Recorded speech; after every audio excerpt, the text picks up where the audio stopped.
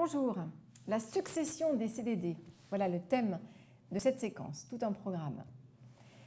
On va donc évoquer ensemble cette très délicate et difficile question de la succession des contrats à durée déterminée. Il y a des règles de calcul spécifiques, il y a des logiques juridiques qui ne sont vraiment pas évidentes. Et donc accrochez-vous, là encore, on est sur une séquence très technique.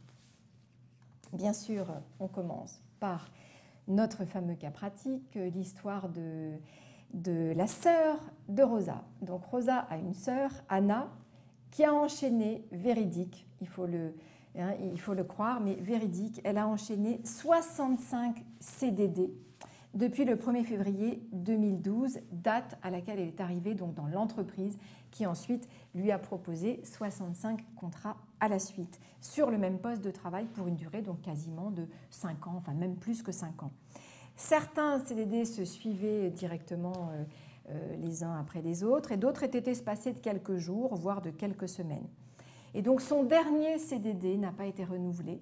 Et donc Anna est désespérée, il y a eu des restrictions budgétaires dans l'entreprise et donc elle a fait partie, malheureusement, des salariés qui sont partis les premiers dans le cadre donc de la fin de leur contrat. Donc que pensez-vous de cette situation et de la situation d'Anna ?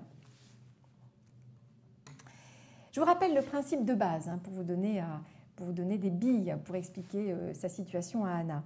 Donc, rappel du principe de base qui est prévu par le Code du travail, un contrat à durée déterminée, quel que soit son motif, ne peut avoir ni pour objet ni pour effet de pourvoir durablement un emploi lié à l'activité normale et permanente de l'entreprise. Déjà, ça vous donne des pistes au niveau de la réponse à donner ou plutôt des arguments à donner à Anna. Quelles sont les règles liées aux successions donc des contrats à durée déterminée? Voilà ce qu'on nous dit, c'est posé par le Code du travail. À l'expiration du CDD, si l'employeur souhaite recourir de nouveau à un autre CDD sur le même poste de travail et avec le même motif, il doit au préalable respecter un délai de carence.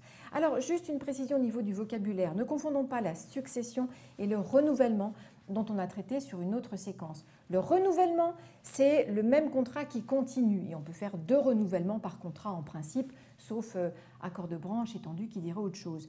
Mais quand on parle de succession, on ne parle pas de renouvellement. Quand on parle de règles en matière de succession des CDD, ça concerne donc les conditions qui permettent à 2 contrats autonomes de se suivre. Autrement dit, si j'ai un premier contrat pour motif sur surcroît de travail qui a duré 3 mois, qui a été renouvelé 2 fois et qui au total a duré, mettons, 18 mois, si je veux faire un nouveau contrat à la suite de ce premier contrat, qui a duré 18 mois dans le cadre de 2 renouvellements, je serai sur la problématique effectivement de la succession des CDD et non pas du renouvellement. Dans le vocabulaire courant, on confond un peu les deux, mais il y a bien une définition très précise de l'un et de l'autre. Attention à ne pas confondre. Quelles sont les modalités de calcul de ce fameux délai de carence qui doit en principe séparer 2 CDD conclus sur le même poste avec le même objet? Eh bien, c'est aux accords de branche, là encore, aux conventions ou aux accords de branche étendus, de fixer les modalités de calcul donc, de ce délai de carence. Donc de nous dire comment on calcule, quel délai doit séparer les 2 contrats, etc., etc.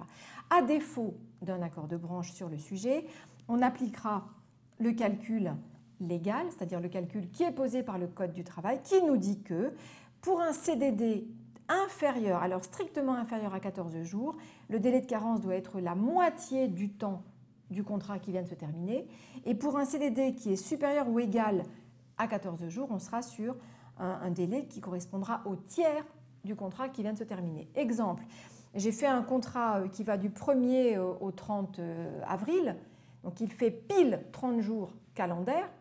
Si je veux savoir quel délai de carence je dois respecter avant de pouvoir faire un autre CDD sur le même poste, eh bien je vais prendre ces 30 jours que je vais diviser par 3 puisque je suis sur un contrat supérieur à 14 jours, ça va me faire 10 jours de carence. Donc mon second contrat devra être espacé, donc en principe d'une durée de 10 jours. Attention, une fois que ce délai a été calculé, comme dans mon exemple, par exemple un délai de 10 jours, il est apprécié par rapport au jour d'ouverture de l'entreprise ou de l'établissement.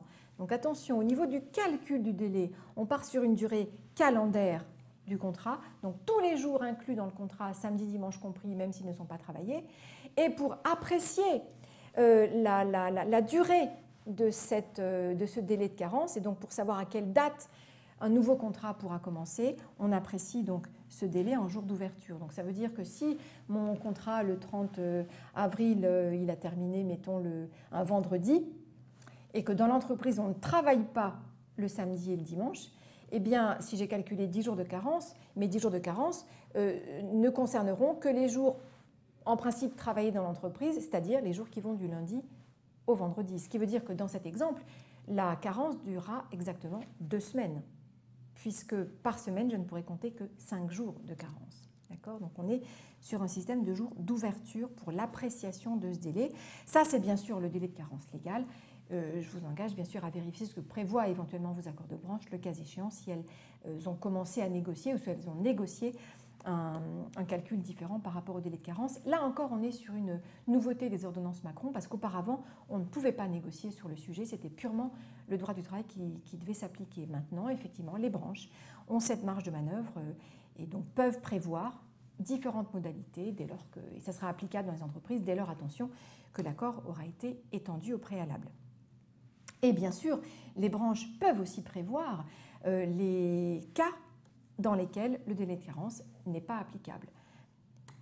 À défaut de branches qui prévoiraient ces cas où le délai n'est pas applicable, voilà les cas pour lesquels le Code du travail nous dit qu'on n'a pas à appliquer le délai de carence entre 2 CDD. Lorsqu'il s'agit de remplacer un salarié absent, pour le motif travaux urgents liés à la sécurité, pour le motif emploi saisonnier ou bien les travaux d'usage constant, pour les motifs conclus dans le cadre de la politique de l'emploi, lorsque le salarié a rompu son contrat de façon anticipée, et enfin, lorsque le salarié lui-même a refusé le renouvellement de son contrat. Donc, dans ces différentes hypothèses, l'employeur n'a donc pas à respecter le délai de carence s'il souhaite embaucher un nouveau CDD, salarié en CDD, sur le même poste que celui qui avait fait l'objet d'un CDD précédemment. Quelles sont les sanctions prévues ? Eh bien, là encore, vous commencez à les connaître par cœur. Le non-respect du délai de carence et des règles de calcul de la succession des CDD peut entraîner une requalification en CDI, donc si on fait un contentieux prud'homal sur le sujet, ou alors, toujours les mêmes, les sanctions pénales, 3 750 €, 7 500 et la peine de prison, le cas échéant. Je rigole, mais bon, ça ne doit pas être drôle. Mais enfin, il n'y en a pas beaucoup quand même, des peines de prison pour des cas comme celui-là. Donc voilà les sanctions civiles et pénales pour le non-respect du délai de carence. Revenons donc rapidement au cas évoqué par Rosa et sa sœur Anna, qui a eu donc 65 CDD, alors les uns successifs, les autres qui étaient espacés par un certain délai. Qu'est-ce qu'on peut conseiller donc à la sœur d'Anna, ou qu'est-ce qu'on peut dire tout simplement à la sœur d'Anna par rapport à la sœur d'Anna? Non, à la sœur de Rosa, donc à Anna directement par rapport à son cas. C'est très simple, je pense qu'on n'a pas grand-chose à lui dire finalement à cette dame, qu'en fait, probablement qu'elle peut demander au prud'homme sans trop de difficultés à la clé la requalification de ses 65 contrats en CDI. Et donc concrètement, ça veut dire qu'en principe, elle peut se reporter à la date du premier jour où elle a mis le pied dans l'entreprise dans le cadre du premier contrat, c'est-à-dire février 2012, et faire partir donc la date du début de son CDI à ce moment-là.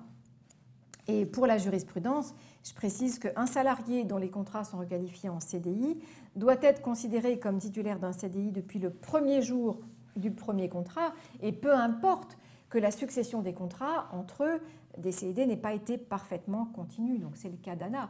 Certains contrats étaient faits les uns à la suite des autres, d'autres étaient espacés, peu importe. Ça n'empêche pas la requalification du contrat en CDI depuis le premier jour, avec prise en compte de l'ancienneté, etc., depuis le premier jour également. Voilà donc ce qu'on pouvait répondre à Anna, ce que vous pouviez répondre à Anna. J'en suis sûre que c'était effectivement la seule possible réponse à laquelle vous avez pensé. Voilà donc sur cette séquence relative aux successions des contrats, et donc on se dépêche très très vite pour la suite des aventures des CDD.